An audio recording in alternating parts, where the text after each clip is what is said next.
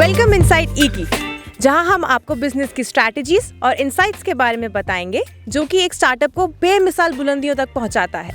Business कोई भी हो, it has the power to impact 3 P's and the 3 P's are people, places and the planet. And it's not just कि business in 3 P's को impact कर सकता है, 3 P's ये आपस में भी एक दूसरे को इम्पैक्ट करने का पावर रखते हैं। आज इस वीडियो में हम ये जानेंगे कि हाउ द प्लेसेस और we can say infrastructure has the power to impact people and the planet.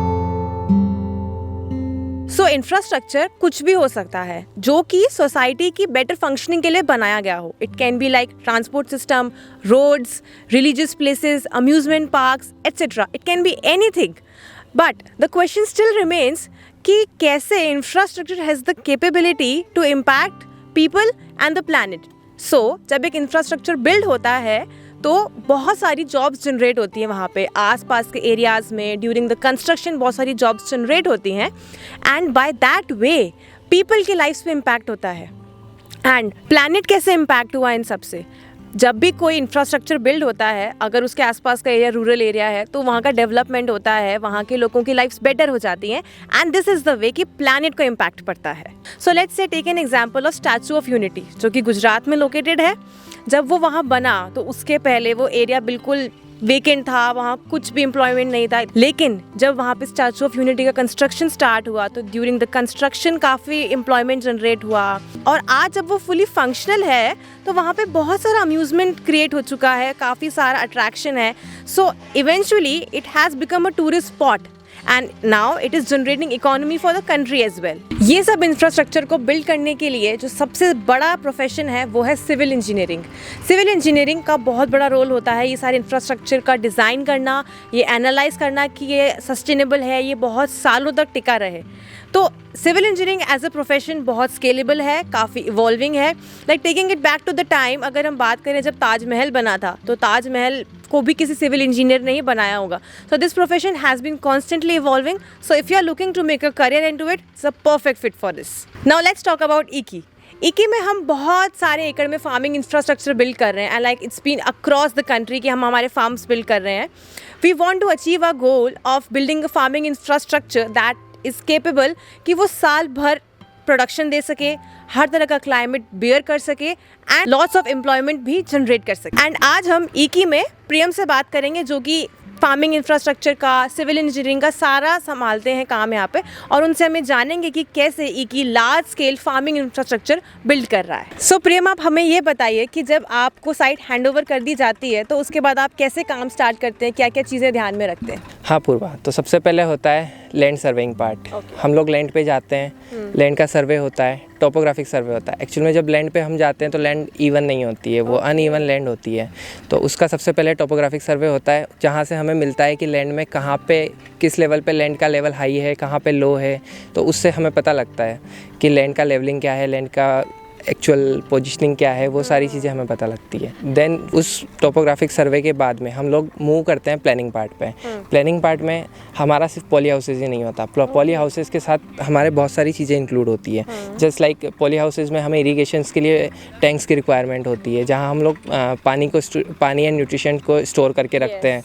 Then इसके अलावा हमारे पास पॉन्ड्स होती है जो हमारे रो वाटर को स्टोर करने के लिए, ना रो वाटर को स्टोर करने के लिए रिक्वायर्ड होती है। देन हमारे कूलिंग पेट्स के लिए भी पॉन्ड्स होती है, तो इन पर्पसेस के लिए हमें पॉन्ड्स का रिक्वायरमेंट होता है। पॉन्ड्स के अलावा हमारे को ज़रूरत होती है रोड्स की, ताकि हम पॉली हाउसेज में इजीली जा सके, वहाँ पे जाने के लिए इजी एक्सेस मिले, हमें हमारे व्हीकल्स पहुँच सके वहाँ से।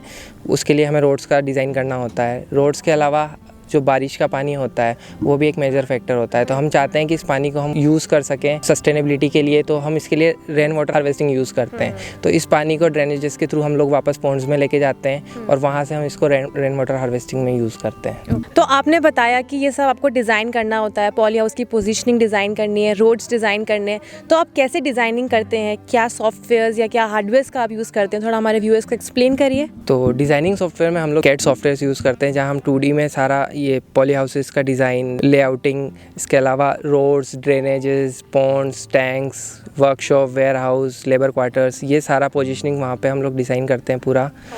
देन उसके बाद हम लोग सिमुलेशन के लिए यूज़ करते हैं सिमुलेटिंग सॉफ्टवेयर, जहाँ पे हम लोग आइडेंटिफाई करते हैं कि अगर किसी चीज़ को हम बना रहे हैं तो वो कितने टाइम के लिए सस्टेन करेगी, किस स्ट्रेंथ पे सस्टेन करेगी, तो वहाँ पे उनका स्ट्रेंथ और वो सारा एनालिसिस वहाँ पे हम लोग करते हैं। सो प्रियम, आपने एक्सप्लेन किया कि आपने सब कुछ डिज़ाइनिंग कर ली, सर्वे कर लिया, अब आपने मैप कंस्ट्रक्ट कर लिया एक फार्म का। So what is the next step? आप इसके बाद आगे क्या करते हैं? प्लानिंग फेज़ के बाद ये सारा जाता है एग्जीक्यूशन फेज़ में। एग्जीक्यूशन में फेज़ में वहाँ पे हमारे साइट इंजीनियर्स होते हैं जिनको हम लोग ये सारा लेआउटिंग और डिज़ाइन हैंड ओवर करते हैं। वहाँ पे मेक श्योर करते हैं कि जो चीज़ जहाँ डिज़ाइन की हुई है वो वहीं पे बने, उसका लोकेशंस एकदम एग्जैक्टली वही रहे। उसके बाद हम लोग भी रेगुलर साइट विजिट्स करके वहाँ पे मेक श्योर करते हैं कि जो चीज़ें हम लोगों ने एक्चुअली जो डिज़ाइनिंग में हम लोगों ने डिज़ाइन किया है वो सारा ज़मीन पे उतर रहा है पूरा एग्जैक्टली। सो प्रियम, हमने आपसे भी ये जाना कि आप कैसे सर्वे करते हैं, डिज़ाइनिंग एंड इवन हमने एग्जीक्यूशन तक आपसे समझ लिया। अब आप हमें ये बताइए कि जब आप ये सब काम कर रहे होते हैं, how do you keep sustainability in the mind? हम लोगों के फार्म जनरली बैरन लैंड्स पे होते हैं, तो बैरन लैंड्स का हम लोग मैक्सिमम यूटिलाइजेशन को मेक श्योर करते हैं ताकि हम लोग जो ऐसी लैंड को यूज़ कर सकें जो कभी काम में ना आए। ठीक है, इसके अलावा हम लोगों के फार्म्स रूरल एरियाज़ में होते हैं। तो जैसे अभी हम पाटन फार्म में खड़े हुए हैं, ये 15 एकड़ वाला प्रोजेक्ट जो अपना है ये पाटन से आउटर में है एकदम। ये मेक श्योर करता है कि अपन रूरल एरिया का डेवलपमेंट करें। डेवलपमेंट किस तरीके से हो सकता है? डेवलपमेंट हो सकता है, आपकी जॉब जनरेट होती है कंस्ट्रक्शन के दौरान और कंस्ट्रक्शन के बाद भी। तो जब हम लोग काम करते हैं तो हमें स्किल्ड और अनस्किल्ड दोनों तरह की लेबर्स की रिक्वायरमेंट होती है। तो उस केस में हम लोग जॉब जनरेट करते हैं, जॉब जनरेट होती है। इसके अलावा जब हम लोग फुल प्रोडक्शन में आते हैं तो प्रोडक्शन में हम लोग सब्जियां उगाते हैं। तो ये सब्जियां लोगों की क्वालिटी ऑफ लाइफ इंप्रूव करती है, उनको हेल्दी रखने में मदद करती है। तो इस तरीके से हम लोग सस्टेनेबिलिटी में कंट्रीब्यूट करते हैं। सो आज हमने ये जाना कि कैसे प्लेसेस और इंफ्रास्ट्रक्चर पीपल एंड प्लैनेट को इम्पैक्ट कर सकता है, और हमने ये भी जाना कि सिविल इंजीनियरिंग का कितना बड़ा रोल होता है इंफ्रास्ट्रक्चर को बिल्ड करने के लिए। वी होप कि आपको इस वीडियो से ज़रूर कुछ नया सीखने को मिला होगा and we'd love to hear your thoughts and feedback. So comment करके ज़रूर बताएं। Until then, stay tuned, keep learning with Iki. Bye.